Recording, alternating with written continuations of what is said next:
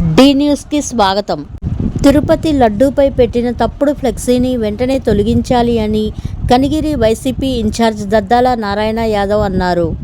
సోమవారం విలేకరులతో మాట్లాడుతూ, జగన్ని, వైఎస్ఆర్ కాంగ్రెస్ పార్టీని రాజకీయంగా దెబ్బతీయాలన్న దురుద్దేశంతోనే CM Chandrababu, deputy CM Pawan Kalyan, మంత్రి నారా లోకేష్ తిరుమల లడ్డూ వివాదాన్ని సృష్టించారని కనిగిరి నియోజకవర్గం వైఎస్ఆర్సీపీ ఇన్ఛార్జ్ దద్దాల నారాయణ ఆక్షేపించారు.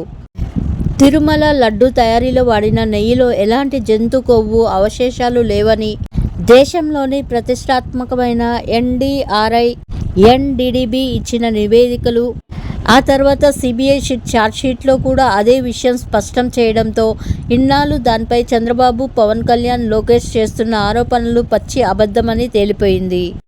దీంతో మరో కుట్రకు తెరతీస్తూ అవే అసత్యాలు ప్రచారం చేస్తూ జగన్, వైవి సుబ్బారెడ్డి, భూమన కరుణాకర్ రెడ్డి ఫోటోలతో కూడిన ఫ్లెక్సీలని కనిగిరి పామూర్ బస్టాండ్ నందు ఏర్పాటు చేశారు. తిరుపతి లడ్డూపై పెట్టిన తప్పుడు ఫ్లెక్సీలు వెంటనే తొలగించేందుకు చర్యలు తీసుకోవాలి అని స్థానిక పోలీస్ స్టేషన్కు వెళ్లి సిఐ ఉప్పు శ్రీనివాసరావుకి వినతి పత్రం అందజేశారు.